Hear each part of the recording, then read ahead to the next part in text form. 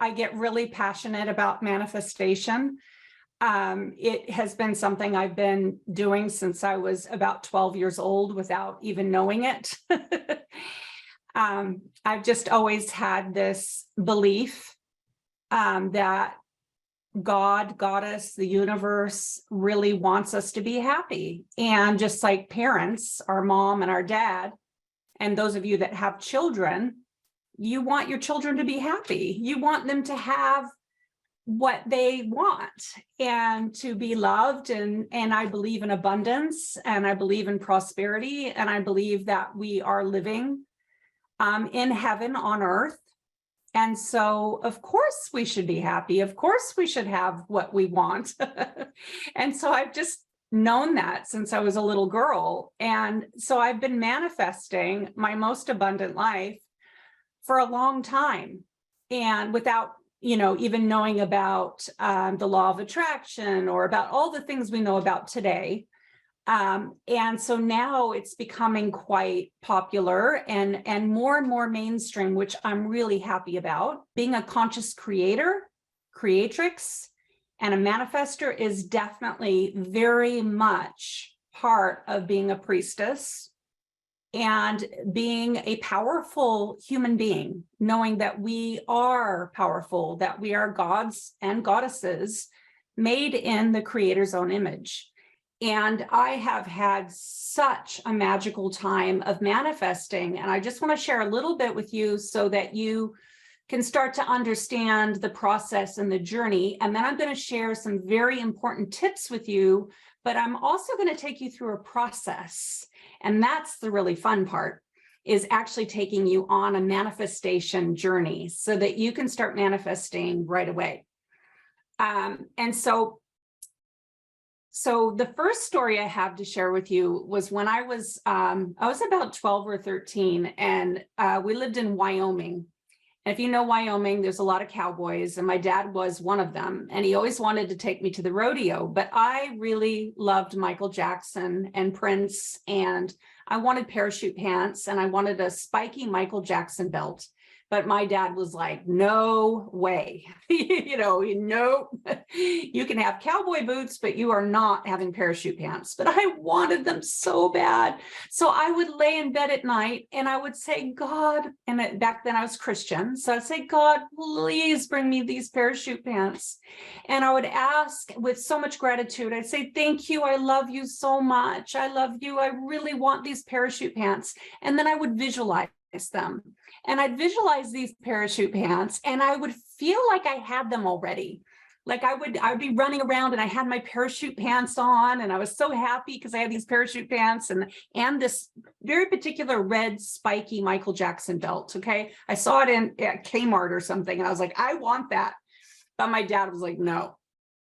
So I just kept visualizing it. I kept praying. And it was about a week later, a friend of mine, a friend of hers, gave her the parachute pants, and she didn't want them. So I ended up with a black pair, a gray pair with black zippers, and a white pair with red zippers, and the Michael Jackson spiky belt, the exact one.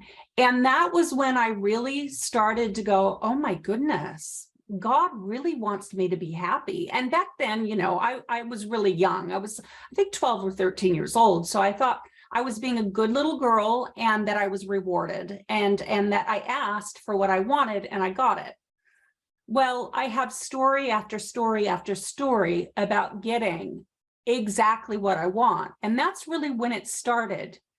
And so, when I teach in stories like that, it's understanding that there's this co-creative process and this co-creative relationship with the universe, with God, Goddess, whatever you believe in, where it's listening. Everything is energy. Einstein says everything is energy, and that is that. And I believe that wholeheartedly. So, what I was doing, they talk about it now in law of attraction and manifestation, is you put it out there of what you want. You feel like you already have it. And then you have gratitude around it. And then it's just going to show up. And so that kind of began my journey. And then when I was 20, I think I was 22, I really wanted a partner.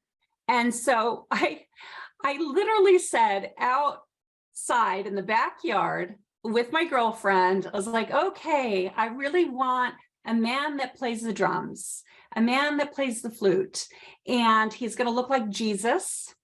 And I want to travel all around Portland with him, and he'll play the flute and the drums, and I'll belly dance, and we'll create this tribe. And that's what I want. And I put it out to the universe, and a week later, he turned up. He looked just like Jesus. He played the drums. He played the flute. He played my Native American love flute and looked me deep into my eyes.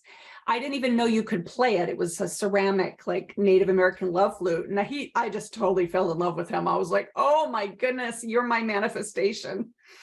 And, I got exactly what I wanted. We ended up creating a tribe called Mystic Tribe and performed all over Portland. And he played the flute, played the drums. We called it Mystic Tribe. I was the belly dancer, and that was when I was 22.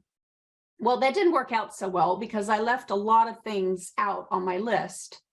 So then I created another, man, and he looked just like the postcard. I had the postcard on my altar. I wanted him to be a professional dancer. This time I wanted him to be faithful to me, because the other one was cheating on me, because I didn't put that on my list. So I put faithfulness on that one. But then there was a whole bunch of other things I left out as well. But I got exactly that guy. And he looked like the guy on the postcard. Like, I mean, literally, exactly. Yeah, I got exactly what I wanted. And so, I want to make this point that manifestation is real. You can have exactly what you put out there. But the thing of it is when you put it out there and then you get it, if you're not really clear on what you're wanting, it may not be what you want. It may not be what's good for you. And so I have been manifesting so many things, and I've learned so much about the whole process.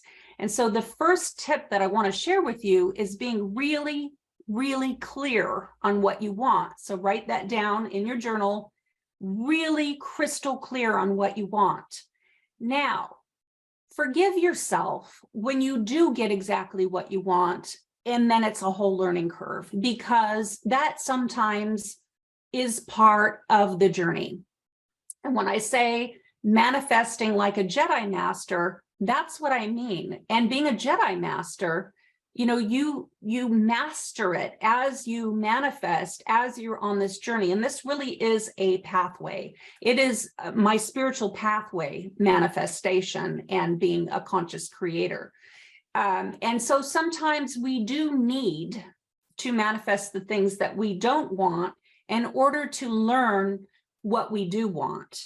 And so, don't sit in judgment of yourself if you do manifest things and you get exactly what you thought you wanted, and then it's a whole learning curve. Because I will say that even though I got what I wanted, and then it ended up being really messy and really painful, that I learned a lot through the whole journey too.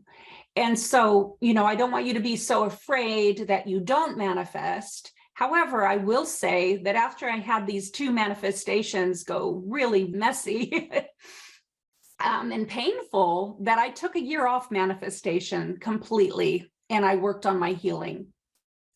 So this is the other thing I want to share with you, is that because we are all energy, what you're putting out there energetically, you will get back what you feel you deserve.